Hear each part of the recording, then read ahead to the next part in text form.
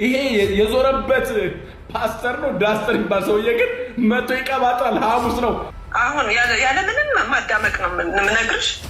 ወጥቼ መስፈን ብጀምር ማለት ነው ያስ እግዚአብሔር ምስክሬ ነው። ቶፕ የሚባል ዘፋኝ እኔ ነኝ የምሆነው። በቃ ማለት ቴዲ አፍሮ በጣም አይደለም የሚወደደው በአርቱ ያስ እግዚአብሔር ምስክሬ ነው። እሱ ከኔ ቀጥሎ ነው የሚሆነው። ኢየሱስ ክርስቶስ የተሰቀለው ሐሙስ ነው፣ ዓርብ አይደለም። እኔ እግዚአብሔር ይጠብቅልኝ ላልኩት ነገር በሙሉ ለተቀየማችሁ፣ ለከፋችሁ፣ ምን ላላችሁ ሰዎች ከልብ ይቅርታ ጠይቃለሁ። ይህን ስል እኔ ከፕሮቴስታንት ጋር ለመበሻሸቅ ብዬ አይደለም፣ መበሻሸቅም አልፈልግም። ወልድኪ ነፍሳተ ሶባራየኪ በእሳተ ኩነኔ ዘሃሙ ማርያም ትብሊ በንቲ አዎሙ። ኢየሱስ ክርስቶስ የተሰቀለው ሐሙስ ነው፣ ዓርብ አይደለም። ጉድ ፍራይዴ የሚባለው ትራዲሽኑ የመጣበት አመጣጥ አለው። ሰንበት የተለመደው ቅዳሜ ስለሆነ ከዚያ በመነሳት በዓሉ መከበር የጀመረው ኢየሱስ ሞቶ ተነስቶ ከብዙ ዓመታት በኋላ ስለሆነ ነው።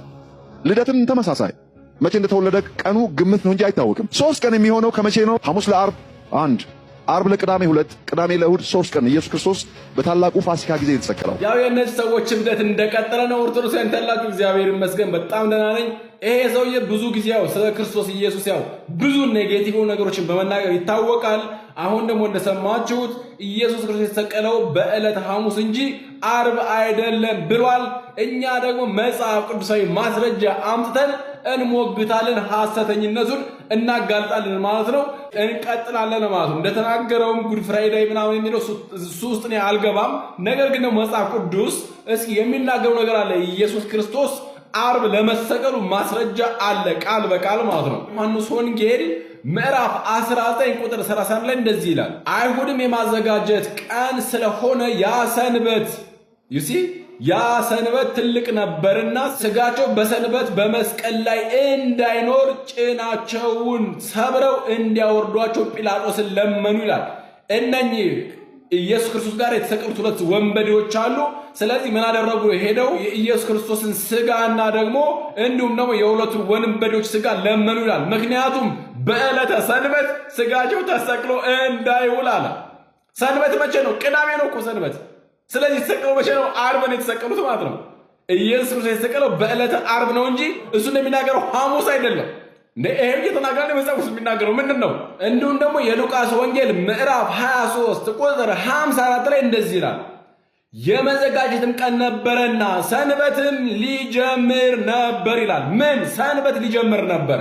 ስለዚህ ነገ ሰንበት ነበረ። ሰንበት ከሆነ ደግሞ ኢየሱስ ክርስቶስ የተሰቀለው በዕለተ ዓርብ እንጂ በዕለተ ሐሙስ እንዳይደለ መጽሐፍ ቅዱስ በደንብ አድርጎ ያስረዳል ማለት ነው። በሰንበት ቀን ስጋቸው ተሰቅሎ እንዳይውል ማለት ምን ማለት ነው?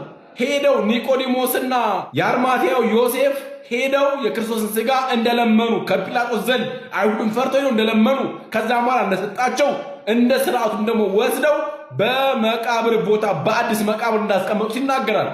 ይሄውም ደግሞ ሰንበት ነበረ በመነጋው ይላል። ቅዳሜ ሰንበት ስለሆነ ዓርብ ማታ ላይ ስጋው እንዳይውል ወይም ደግሞ 11 ሰዓት ከገባ ሰንበት ስለሚሆን ቀድመው ስጋውን ለመኑና ወስደው አኖሩት ነው የሚናገረው። ይሄ ነው የሚናገረው መጽሐፍ ቅዱስ። ይሄ የዞረበት ፓስተር ነው ዳስተር የሚባል ሰውዬ ግን መቶ ይቀባጣል። ሐሙስ ነው ኢቭን የቆጠረበትና አቆጣጠር እንኳን ስንመለከተው 3 ቀን ይመጣል። እሱ እንደሚናገረው ደግሞ 72 ሰዓት አለ። እኛ የምንቆጥረው መጽሐፍ ቅዱሳዊ ሚስጥራዊ የሆነ አቆጣጠር አለው። እሱን እስኪ እንመልከት። እንደሚታወቀው በዕለተ ዓርብ ከ6 ሰዓት እስከ 9 ሰዓት ድረስ ጨለማ ነበር አይደል ነበረው። ስለዚህ ይሄ ጨለማ እንደ አንድ ሌሊት እንኳን ማየት የሚቻልበት አቆጣጠር አለ ማለት ነው። ከዛስ ደግሞ ምን ይሆናል? 9 ሰዓት ላይ ፀሐይ ወጣች። ከ9 ሰዓት እስከ 11 ሰዓት ያለው እንደ አንድ ቀን ይቆጠራል ማለት ነው። አንድ ቀን ይሆናል። ከዚያስ በኋላ ከ11 ሰዓት በኋላ ያለው ደግሞ ሌሊቱ እንዳለ ሙሉ ሌሊቱ አንድ ሌሊት ተደርጎ ይቆጠራል ማለት ነው። ስለዚህ አንደኛ ቀን ይሆናል ማለት ነው። አንድ ቀንና አንድ ሌሊት ይሆናል። ከዚያስ ደግሞ ቅዳሜ ወይም ደግሞ ሰንበት፣ ቀዳሚ ሰንበት ደግሞ አንድ ቀንና አንድ ሌሊት አለው። ይሄ ይሆናል ማለት ነው። አንድ ቀን ይሆናል፣ ሁለተኛ ቀን ይሆናል ማለት ነው። ከዚያስ ደግሞ እሁድ ደግሞ ወይም ደግሞ የዕለቱ የመጀመሪያው ቀን ደግሞ አንድ ሌሊትና አንድ ቀን ሆኖ ይቆጠራል ማለት ነው። ስለዚህ ኢየሱስ ክርስቶስ ዕለተ እሁድ ወይም ደግሞ በመጀመሪያው ቀን ሌሊት ላይ ከሞት ተነሳ ማለት ነው።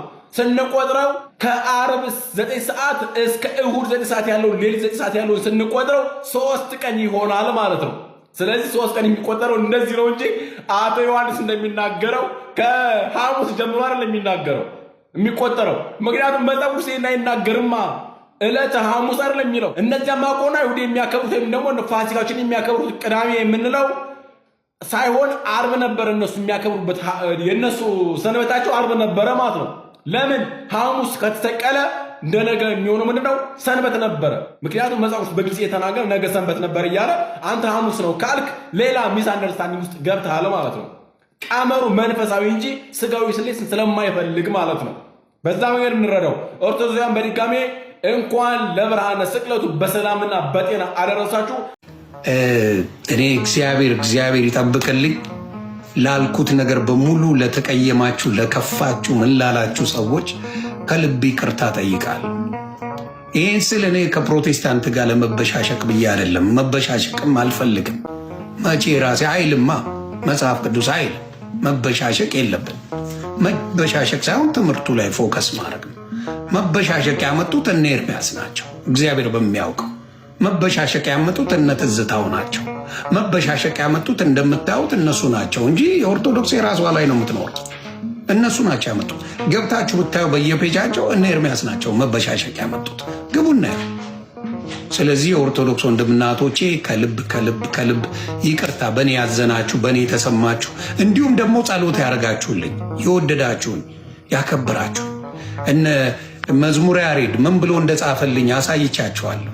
ይሁንዬ የሄድክበት መንገድ ትክክል አይደለም፣ ግን ባለበት እግዚአብሔር ይጠብቅ። እኔ ግን እጸልይልሃለሁ ብሎ ነው ያለ መዝሙረ ያሬድ። እማድረሰው በሕይወቴ እኔ እጸልይልሃለሁ። የምትሄድበት መንገድ ትክክል አይደለም፣ እኔ ግን በጸሎት ሁሌም አስብሃለሁ አለ።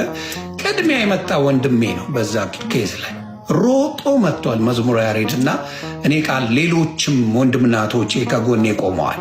ይሄ ማለት አሁንም እላለው ፕሮቴስታንት ወንድምናቶቼን የመጥላት ምንም ፈቃድ የለኝም። ኦርቶዶክስ ጥላ የሚል ምንም ነገር አትሰጠ። ጸልዩላቸው፣ ውደዷቸው ነው የምትለው። ስለዚህ ለመጥላት ግን እንዳልኳችሁ ኤቭሪዴይ የኦርቶዶክስን ለሚያጠለሹ ምላሽ አለ። ከዛ ውጪ ግን ሌላ ነገር የለም። ይሄን እንታሉ። ስለዚህ ያንን ነው ምለው። እግዚአብሔር ይጠብቃችሁ። እኔ አሁንም ፕሮቴስታንት ወንድምናቶችም ሙስሊም ወንድምናቶች በጣም ነው የምወዳችሁ። እግዚአብሔር በሚያውቀው መጥላት አልችልበትም። ጥላ ብትለኝ አይ ካንት። ላትመቸኝ ትችላለህ። መጥላት ደረጃ ግን አልደርስም። እሺ አይለኝ በቃ ላትመቸኝ ትችላለህ፣ ግን የመጥላት ደረጃ መድረስ አልችልም። ከክፉ ነገር ሁሉ እግዚአብሔር ያርቃችሁ ላለሁ። እግዚአብሔር ይጠብቃችሁ። በተለይ የተዋህዶ ልጆች በቤቱ ያጽናችሁ። ጥያቄ ካላችሁ እነ መዝሙረን ያሬድን የመሰለ ወርቃማ የተዋህዶ ወንድሞች አድርሶልን። እነ ዘማርያም አሉ፣ እነ ጋዲስ አሉ፣ እነ መምህር ብሩክ፣ መምህር ኤፍሬም፣ እነ ዮሐድ፣ እነ አክሊለ፣ እነ ልደትን የመሳሰሉ ምርጥ አስተማሪዎች መጥተዋል ቲክታክ ላይ። ሲጨናንቀን እነ እፎይን የመሰለ እነሱ ጋር መሄድ፣ መጠየቅ፣ መማር፣ ከዛስ በክብሩ ይስፋ እናትና ልጁ እያል ማመስገን። አለቅ። ስለዚህ እግዚአብሔር ብርክ ያርግልኝ፣ እግዚአብሔር ይጠብቅልኝ፣ በርቱልኝ እላለሁ። እጅግ አርጌ አመሰግናችኋለሁ ሁላችሁንም። እግዚአብሔር ይጠብቃችሁ። መልካም ጊዜ ይመቻችሁ። መልካም በዓል። አሁን ያለ ምንም ማዳመቅ ነው የምነግርሽ። ወጥቼ መስፈን ብጀምር ማለት ነው። የስ እግዚአብሔር ምስክሬ ነው። ቶፕ የሚባል ዘፋኝ እኔ ነኝ የምሆነው። በቃ ማለት ቴዲ አፍሮ በጣም ነው አይደለም የወደደው በአርቱ። የስ እግዚአብሔር ምስክሬ ነው። እሱ ከኔ ቀጥሎ ነው የሚሆነው። ብዙ ያስለቀስካቸው ሴቶች አሉ፣ ብዙ ያስነባሻቸው ወንዶች አሉ፣ ብዙ ግፍ የፈጸምንባቸው ወንድሞች ሴቶች አሉ። አዎ ተነግሮ አያልቅም። አዎ ትክክል። ምን ጥያቄ ያስፈልገዋል? ግን ተመልሰህ ግን ንስሐ ግባ። አሁንም ትወድቃለህ፣ አሁንም ተመልሰህ ግን ንስሐ ግባ። በተሻለ መጠን አለመውደቅ ጣር። ደግሞ ላለመውደቅ ሞክር። ተመልሰህ ግን ንስሐ ግባ። እስከ መቼም ጊዜ እሱ መቼ አልምርም ማለት እሱ እኮ ይቅር ለማለት አሁን ሰለቸኝ በዛብኝ እኮ አላለም እግዚአብሔር አምላክ። ንስሐ ግቡ ይላል ዛሬ። በጣም ይገርማል። መሰልቸት እኮ ያለበት እኮ እሱ ነበር። አሁንስ በዛ። ስንት ይቅር ልበላችሁ ማለት ነበረበት። ዛሬም ግን ይቀበላል። የዛሬ ሳምንት ስናለቅስም ዛሬም ይቀበላል። የሚገርም ነው የኛ አምላክ ቸርነቱ በእውነት ከየት መጣሽ የማይል የት ነበርሽ የማይል አይቴ ነበርኪ ምን ተገበርኪ የማይል ኑ ነው የሚለው እኮ በቃ አለ። አንተ እንደዚህ አልነበርክ አይል። አንቺ ሰው ያገለሉሽ፣ አንተ ሰው ያገለለ፣ አንተ ታዋቂ ያልሆንክ፣ አንተ ተራ ሰው፣ አንተ ዘመድ የሌለ ወገን የሌለ የማይል አልጋን ተሸክመ ሄድ የሚል አምላክ አለ። የኛ አምላክ ቆመ ሄድ እኮ አይደለም፣ ስትሸከም የነበረችን አልጋ ተሸክመ ሄድ እኮ ነው የሚለው። በቃ አለቀ። ተሸክሞ የነበረን ቤተሰብ ተሸክሞ የነበረን ግለሰብ እግዚአብሔር አምላክ አንተ ተሸክሞ ያደርጋል። ሲረዳህ የነበረውን እንድትረዳው ያደርጋል። ጤናህን መልሶ፣ ሰላምህን መልሶ፣ ህይወትህን መልሶ አስተካክሎ ቀጥ አድርጎ አቁሞ ጥገኛ ነበርኩኝ እኮ የነሱ ስትል የነበርካቸው ሰዎች ጥገኛቸው እንድትሆን አንተ ጋር እንዲጠጉ ታደርጋቸዋል። አልጋህን ተሸክመ ሄድ ነው የሚለው። እዚህ ዘመድ አልባ ስንሆን ዘመዳችን እግዚአብሔር ነው። እሱ አባታችን ነው። እሱ እናታችን ነው። እሱ ወንድማችን ነው። እሱ ሁሉ ነገራችን ዘመዳችን ነው። ወንድሞቹ ሊባል እንኳን አላፈረም አለ የሚለው በቃ አለ። የእኛን ስጋ እኮ ለበሰ። የእኛን ስጋ እኮ ተዋሃደ። ይህ ትልቅ ጸጋ ነው። ስለዚህ በተለያየ መንገድ ወድቅ ያለውና ምን ሰዎች በወደቅ ቁጥር ግን እንነሳ። ከሱ የበለጠ ዘመድ ማንም የለም። እግዚአብሔር ነው የሚያነሳው። ሰውን እንደሆነ አይተነዋል። ጓደኛ እንደሆነ አይተነዋል። አስመሳይ ነው። ማንም እስከተወደዳችሁ ድረስ ነው የሚያሸረግደው። ማንም አጠገባችሁ ላይ የሚያለቀልቀው እስካላችሁ እስከተፈለጋችሁ ድረስ ነው። ስትታውስ ይተፋሃል። አንድ ግን አለ ቸሩ መድኃኒዓለም ሰው ሲተው የማይተው ወንጌል ምዕራፍ 6 ላይ ከቁጥር 27 ጀምራችሁ ስትመለከቱ ለሚጠፋ መብል አትስሩ ይላል ጌታችን ኢየሱስ። ለሚጠፋ መብል አትስሩ፣ የሰው ልጅ ለሚሰጣችሁ ለዘላለም ሕይወት ለሚኖር መብል ይልቁንም ስሩ ይላል። ለዘላለም ሕይወት ለሚኖር እርሱም የሰው ልጅ ለሚሰጣችሁ ለዛ መብል ስሩ። ለሚጠፋ መብል አትስሩ ያለው ታሪኩን ታውቁታላችሁ። ዮሐንስ ወንጌል ምዕራፍ 6 ላይ ከላይ ከፍ ብላችሁ ስትመለከቱ ጌታችን ምግብን አብልቷችሁ ስለነበር ያንን አይተው ሲከተሉት ነበር። ኖ እሱማ አዎ አሁን ትበላላችሁ፣ ትጠግባላችሁ፣ ግን ለአፍተሩ መቼስ ትሞታላችሁ። ያ በራሱ የበረከተው ምግብ ሕይወትን የሚያድል አይደለም።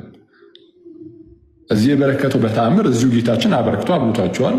ቀደም ሲል ግን ለአባቶቻችንም እግዚአብሔር ከሰማይ መናን አውርዶ ሲያበላቸው ነበር እና ከሰማይ መናን አውርዶ ስለነበር እንደዚህ አይነት ነገር ማየት ይፈልጋሉ። ስቲል አሁንም ሆዳቸውን የሚሞላላቸው አይነት ለቁመተ ስጋ የሚሆን አይነት ምግብን ነበር የሚመኙት። እዛ ጋር የሚያዩት አይሁዳውያን እንደዛ ነው።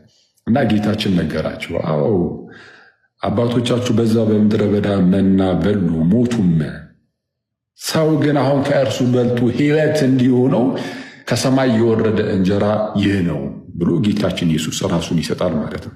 ስለዛ ጌታ ምን አለ? ለሚጠፋ መብል አትስሩ። ለሚጠፋ መብል ነው፣ ይልቁንም የዘላለም ሕይወት ለሚኖር የሰው ልጅ ለሚሰጣችሁ መብል ስሩ አለ። እዚህ ጋር በጣም ልናስተውል የሚገባው ነገር አንደኛ የሰው ልጅ ለሚሰጣችሁ ነው የሚለው። ለዘላለም ሕይወት የሚኖር መብል ነው። አዎ ያንን መብል የሚሰጠው ደግሞ የሰው ልጅ ነው። ለእሱ ደግሞ ስሩም ደግሞ ተብሏል። እንዴ ደግሞ ምንድን ነው የምንሰራው? አሁን ተመልከቱ።